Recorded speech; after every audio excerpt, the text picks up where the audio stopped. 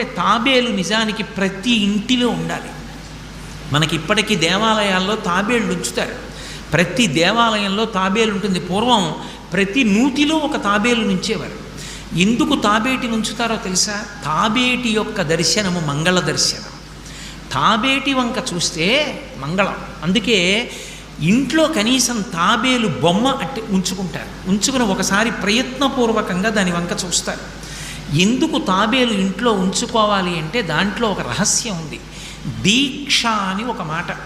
దీక్ష అన్న మాట దేనికి అన్వయం అవుతుంది అంటే యజ్ఞానికి అన్వయం అవుతుంది. యజ్ఞం చేసేటటువంటి వాడు దీక్ష స్వీకరిస్తాడు. దీక్షా స్వీకారం చేశాడు అంటే ఇంటి లోపలికి మళ్ళీ వెళ్ళరు. ఇక పూర్తయిన తర్వాతే ఇంట్లోకి వెడతారు. ఇల్లు విడిచిపెట్టి బయటికి వచ్చేసి దీక్షావస్త్రాలు కట్టుకుని మేళతాళాలతో యాగశాల ప్రవేశం చేస్తారు. ఇక ఎప్పుడు మళ్ళీ ఇంటికి వెళ్ళడం? ఆ యాగం